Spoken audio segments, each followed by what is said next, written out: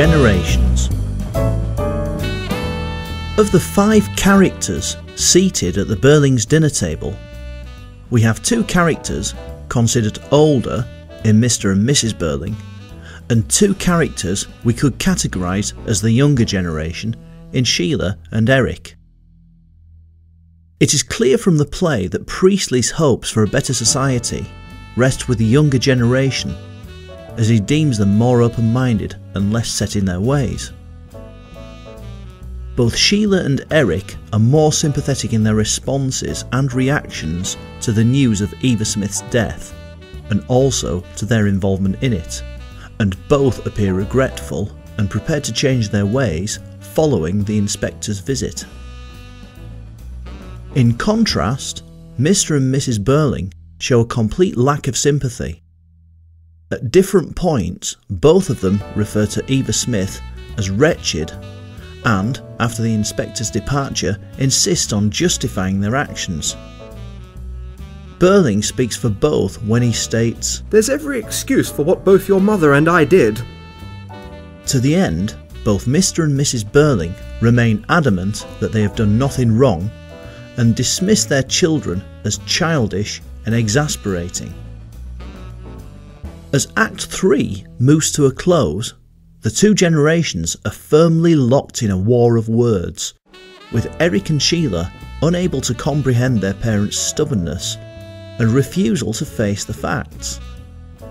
In contrast, Mr. and Mrs. Burling become increasingly irritated at their children's lack of consideration for their position.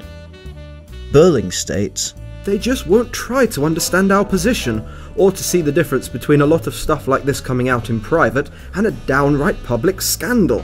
It is clear where their social priorities lie, and they are both seen to have a distinct focus based purely on self-preservation, maintaining their current social standing.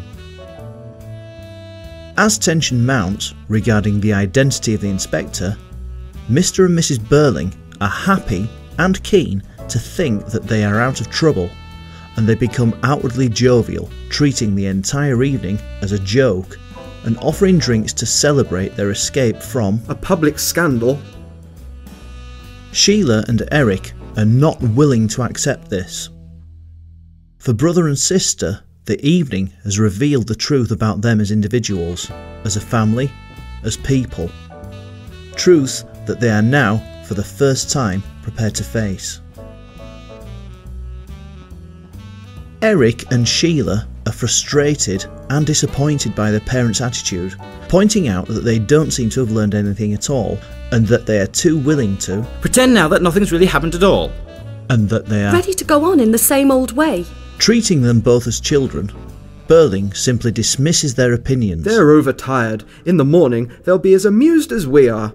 Clearly, this isn't the case, something that is revealed in Sheila's earlier bitter comment. I suppose we're all nice people now.